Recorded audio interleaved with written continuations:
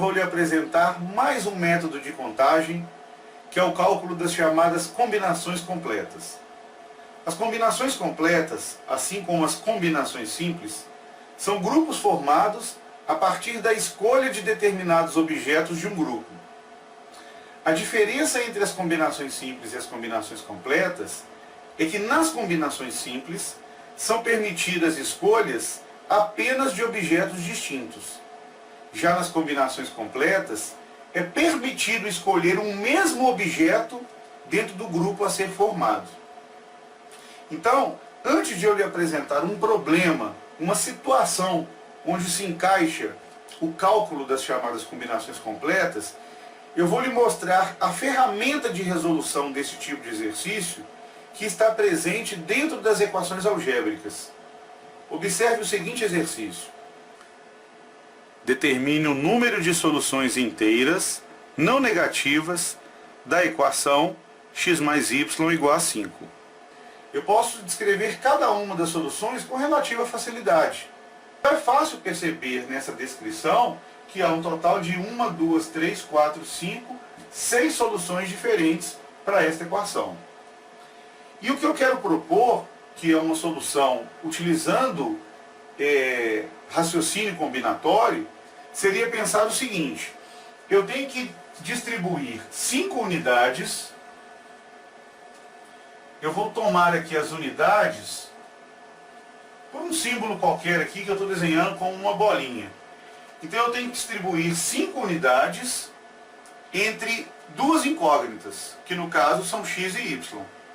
Então eu vou separar a quantidade de bolinhas que vai para x, a quantidade de unidades que vai para x e a quantidade de unidades que vai para y por um separador. Esse separador eu vou tomar aqui por um símbolo como sendo uma barra. Eu vou colocar uma barra como um símbolo de separação entre a quantidade de unidades que vai para x e a quantidade de unidades que vai para y. O que estiver à esquerda da barra é a quantidade que vai para x. O que estiver à direita da barra é a quantidade que vai para a incógnita y. Então, se nós tivermos, por exemplo, duas bolinhas, a barra, e depois 3 bolinhas, isso significa a solução x igual a 2, porque eu tenho duas bolinhas à esquerda da barra, e y igual a 3, que é o valor de y nessa solução. Então, quando eu simplesmente pego essa barra e altero a posição dela, eu trago ela, por exemplo, para cá, então agora eu tenho 4 unidades à esquerda e uma à direita, isso significa dizer uma solução que nos mostra x igual a 4 e y igual a 1. Então, o que isso tem a ver com cálculo combinatório? Ora, a diferença entre a solução x igual a 2 e y igual a 3 com o separador aqui, ou x igual a 4 e y igual a 1, a única diferença em termos de símbolos desta solução para essa é a ordem com que esses objetos foram dispostos. E aqui eu estou tomando objetos como sendo esses símbolos, as bolinhas e a barra. Então, tomando estes símbolos, as 5 bolinhas e a barra, de quantas maneiras diferentes é possível ordená-los? Esta ordenação me mostra uma solução. Esta ordenação me mostra outra solução. Observe, por exemplo, que isso aqui se trata de uma outra ordenação. 5 bolinhas e uma barra. É uma maneira de ordenar esses objetos. E nesta forma de ordenar esses objetos, 5 bolinhas e uma barra, significa x igual a 5, porque está à esquerda da barra, e y igual a 0. X igual a 5 e y igual a 0, que é mais uma solução. Então, cada vez que eu ordeno estes 6 objetos, que são as 5 bolinhas e a barra, que é o separador, cada vez que eu ordeno esses objetos, eu crio uma solução diferente para esta equação. Então, a pergunta é, de quantas maneiras nós podemos ordenar esses 5 objetos? As 5 bolinhas e o separador. Se nós temos 6 objetos, é claro que é possível ordená-los por 6 fatorial maneiras diferentes. Mas isso considerando se os objetos fossem todos distintos. O que evidentemente não é verdadeiro, Porque desses 6 objetos, 5 deles, que são as bolinhas, são absolutamente iguais. Isso nos leva então para as permutações de objetos repetidos. Então, como dentre os 6 objetos, 5 são repetidos, o número de permutações dadas é 6 fatorial sobre 5 fatorial. E aí 6 fatorial dividido por 5 fatorial, vale lembrar que 6 fatorial é igual a 6 vezes 5 fatorial, que dividido por 5 fatorial, cancelamos 5 fatorial no numerador com 5 fatorial do denominador, e o resultado dessa divisão é igual a 6, que é o número de possibilidades de ordenarmos esses objetos, que equivale ao número de soluções diferentes que podem ser dadas para esta equação. Mas se nesse problema que acabamos de ver, é possível descrever uma a uma todas as possibilidades de solução, fazendo por tentativa e erro, x igual a 0, y igual a 5, x igual a 1, y igual a 4, etc., numa equação em que a soma dessas incógnitas é um valor maior, e onde, por exemplo, também pode ter mais incógnitas do que simplesmente x e y, fazer essa descrição pode ser um processo trabalhoso. E aí, se a descrição é um processo trabalhoso, a forma combinatória de raciocínio continua sendo o das permutações com repetição de objetos. Então, por exemplo, observe essa situação. Determine o número de soluções inteiras não negativas da equação x mais y mais z igual a 7. Então, para que não seja necessário ficar supondo aqui as possibilidades de solução, x igual a 0, y igual a 1 e z igual a 6, por exemplo. Ou x igual a 2, y igual a 2 e z igual a 3, é uma outra solução.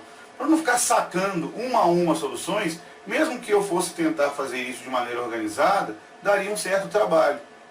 Então, para não ter que fazer a descrição das possibilidades, a enumeração de cada uma das soluções, então, usando o método combinatório de raciocínio para resolver o número de soluções inteiras não negativas da equação x mais y mais z igual a 7, podemos pensar da seguinte forma. Eu tenho aqui 7 objetos, que são as unidades, que devem ser divididos em 3 partes. Uma parte vai para x, uma parte vai para y e uma parte vai para z. Eu vou distribuir esses 7 objetos para as 3 incógnitas x, y e z. Não necessariamente alguma das incógnitas precisa receber algum objeto. Eu posso ter x igual a 0, posso ter y igual a 0. Uma solução possível, por exemplo, é x igual a 0, y igual a 0 e z igual a 7. Mas eu vou distribuir, então, quando eu falo alguns desses objetos para x, alguns vão de 0 até o próprio 7. Pode ser que todos os objetos vão para a incógnita x. Agora, como eu vou separar os objetos que vão para x, os objetos que vão para y e os objetos que vão para z? Então agora eu preciso não de apenas um, mas eu preciso de 2 separadores.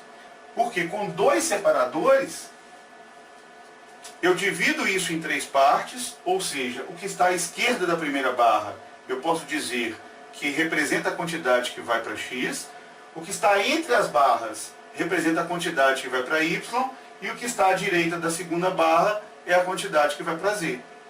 Então, se eu coloco, por exemplo, uma barra aqui e a outra barra, digamos aqui, eu tenho uma solução possível para esta equação, x mais y mais z igual a 7, que é dizer que x igual a 1, y igual a 3 e z igual a 3.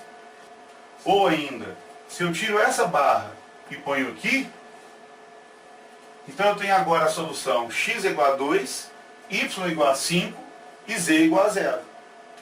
Então o número de soluções que é possível obter por meio desse raciocínio trata-se, na verdade, de uma situação envolvendo permutações de objetos não distintos, nem todos distintos.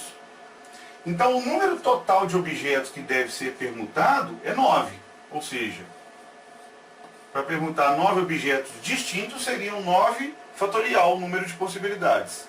Então, como eu tenho essa repetição, então eu vou dividir 9 fatorial por 7 fatorial, que é dado, já que 7 é o número de unidades que são as bolinhas repetidas, e ainda 2 fatorial, que representa, aí no caso 2, o número de objetos repetidos, que são os separadores. Então esse resultado dessa fração, que é o número de permutações desses 9 objetos, nos dá o número de soluções inteiras não negativas para esta equação. E aí, fazendo o cálculo, efetuando aqui os cálculos dessa fração, 9 fatorial é o mesmo que 9 vezes 8 vezes 7 fatorial. Eu vou descer exatamente até o 7 fatorial para poder efetuar o cancelamento. 2 fatorial é 2. Então, cancelando 7 fatorial com 7 fatorial, 2 com 8 dá 4. 9 vezes 4, 36. O que significa dizer que a equação x mais y mais e igual a 7 possui 36 soluções inteiras não negativas.